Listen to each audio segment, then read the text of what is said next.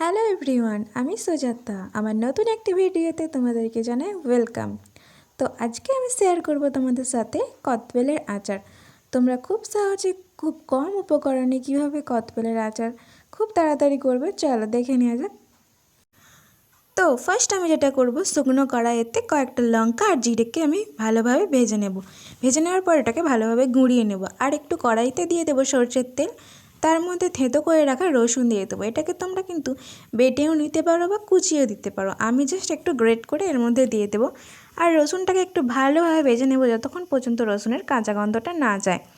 রসুনটাকে খুব বেশি ভাজা না করলেও হবে, ভালো করে একটু জাস্ট ভেজে নেব। আচ্ছা, তার আগে তোমরা এটা বলো, তোমরা কি বেলের আচার খেতে ভালোবাসো না বেল মাখা খেতে ভালোবাসো? তো তাড়াতাড়ি কমেন্ট করে আমাকে জানাও।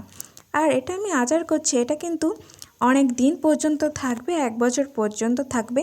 এতে কিন্তু আমি একটু জল ইউজ করব না। আর তোমরা যদি এতে জল ইউজ করো তো সেটা বেশি দিন থাকার কোনো চান্স থাকে না।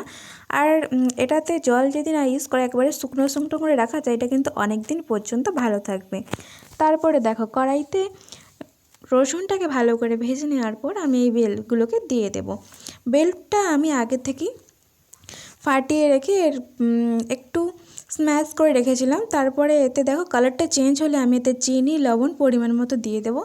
আর দেখো কালারটা চেঞ্জ হওয়ার পরে এতে আমি লঙ্কার গুঁড়ো আর জিরের গুঁড়োটা মিশিয়ে দিলাম। আর মিশিয়ে দিয়ে ভালো করে নেড়ে নেড়ে এর জলটাকে কিন্তু একেবারে শুকিয়ে ফেলতে হবে, একেবারে শুকনো শুকনো করে নিতে হবে। দেখো আমার কিন্তু কালারটা একদম চেঞ্জ হয়ে গেছে। আর এটা অনেক দিন পর্যন্ত ভালো রাখার জন্য আমি কিন্তু 1 চামচের মতো ভিনিগার দিয়ে দিচ্ছি। তো চলো, বাই।